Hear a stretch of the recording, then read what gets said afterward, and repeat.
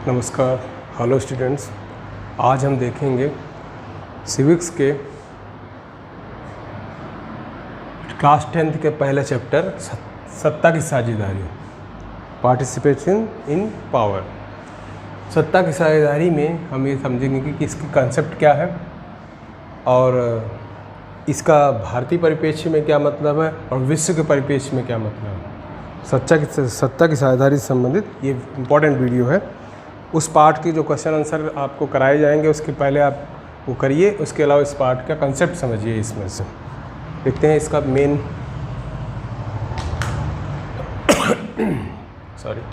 देखिए सत्ता की साझेदारी क्या है, इसका कंसेप्ट क्या है, सत्ता की साझेदारी किसे कहते हैं, इसको ये समझना है। सत्ता की साझेदारी किसे कहा जाता है? देखिए, ऐसी कुशल राजनीतिक पद्धति या सिस्टम, ऐसा पॉलिटिकल सिस्टम जिसके द्वारा समाज के सभी वर्गों को शासन प्रक्रिया में भागीदार बनाया जा सके। 3 पॉइंट में रखना है। ऐसी पॉलिटिकल सिस्टम होना चाहिए जिसमें समाज के सभी वर्गों को शासन प्रक्रिया में भागीदार बनाया जा सके, तो इसी को कहते हैं सत्ता की साझेदारी। सिंपल, शासन सत्ता में सभी वर्गों की साझेदारी या उसमें हिस्सेदारी, यही सत्ता की साझेदारी है। अब देखिए इसकी ज़रूरत क्यों है? क्यों? जिससे कि सभी वर्गों की सहभागिता निश्चित हो सके और बहुसंख्यक, अल्पसंख्यक, कई भाषाभाषी समूह के लोग, कई क्षेत्रीय के समूह, कई जातिगत समूह, लैंगिक समूह, महिला पुरुष, सबको इसमें समानता मिल सके।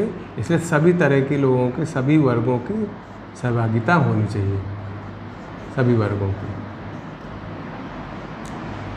और इस सत्ता की साझेदारी क्यों आवश्यक है? जिससे कोई ये ना महसूस करे, उपेक्षित महसूस ना करे। जैसे एग्जाम्पल के तौर पे इसके पहले लगभग 50 साल पहले राजनीति में महिलाओं की भूमिका नहीं थी, लेडीज़ बहुत कम थी, तो उनको ये महसूस होता था कि ये हम तो शासन में जा ही नहीं सकते, हम नेता बन ही नहीं सकते। लेकिन कुछ स्थानीय निकायों में, नगरीय निकायों, पंचायत निकायों में जब 33% रिजर्वेशन को दे दिया गया उनकी सहभागिता के लिए, तो वो अब प्रधान बनने लगी, सभासद बनने लगी, मेयर बनने लगी और सांसद विधायक भी बनने लगी। तो इस तरह से हम देखें। अब देखिए सत्ता की साझेदारी का एक और लोकतंत्र में क्या रूप होता है?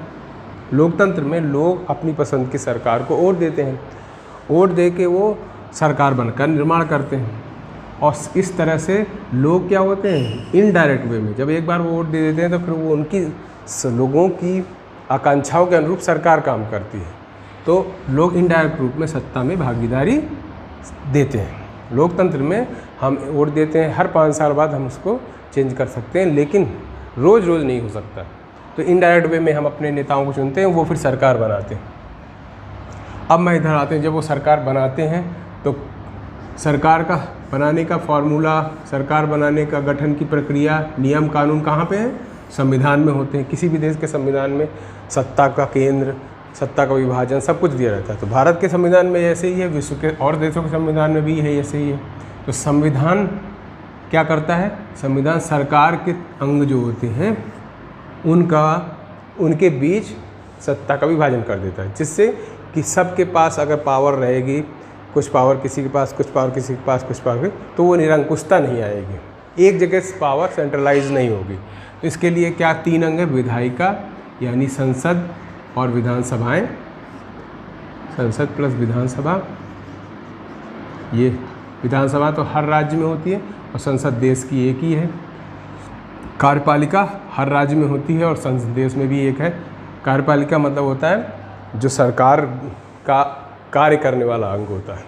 विधायिका जो कानून बनाती है संविधान के अनुसार, और न्यायपालिका जो इनके द्वारा किए गए कार्यों को जांच करती है और नागरिकों के मूल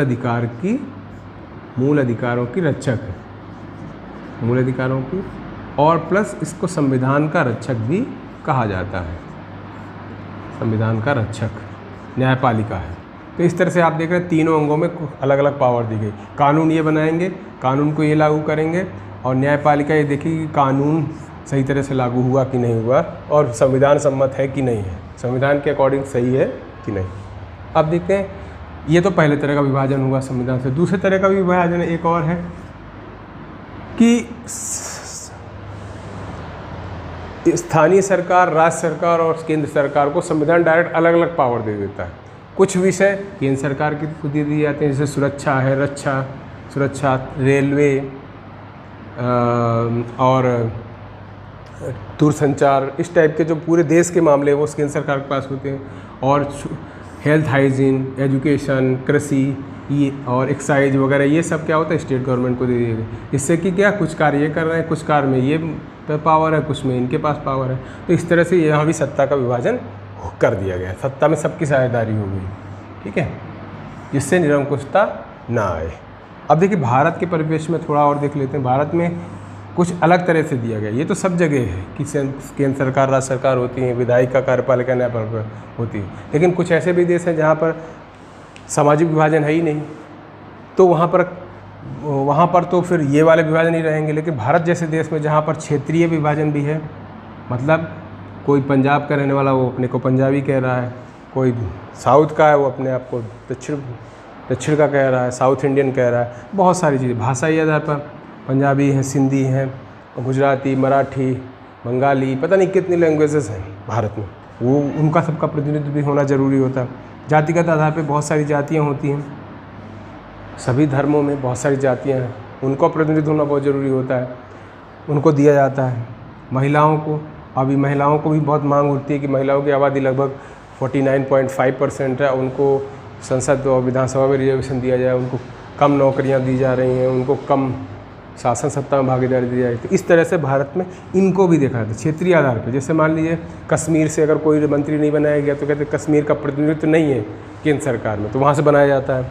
भाषा आधार पर कुछ साउथ के लोगों को बनाया जाता है, तमिल भाषी लोगों को, कुछ बंगाली लोगों को, कुछ मराठी लोगों को, जिससे कि सबका प्रतिनिधित्व लगे। यानी कि ये सत्ता की साझेदारी का मतलब है कि कोई वर्ग उपेक्षित महसूस ना करे, इसलिए ये प्रतिनिधित्व जरूरी है। जातिगत आधार पर भी देखा गया आपको, बहुत सारे SC, ST, OBC, अल्पसंख्यकों, माइनॉरिटीज़ को भी शामिल किया जाता है इन सब चीज़ों में विधायिका कार्य पर, जिससे कि उनको ये ना लगे हमारी सत्ता में भागीदारी नहीं है। इस तरह महिलाओं को भी रिजर्वेशन देने की प्रथा शुरू हुई है, महिलाओं को भी प्रतिनिधित्व दिया जाता है। तो इस प्रकार आपने देखा कि सत्ता की साझेदारी क्या है, ऐसी राजनीतिक सिस्टम जिसके द्वारा समाज के सभी वर्गों को शासन प्रक्रिया में भागीदार बनाया जाता है। ये शासन सत्ता और ये सत्ता की साझेदारी का मेन फार्मूला है। और इसका कारण क्यों कराया जाता है, जिससे सभी की सहभागिता हो सके और कोई भी व्यक्ति, कोई भी वर्ग या समूह उपेक्षित महसूस न करे।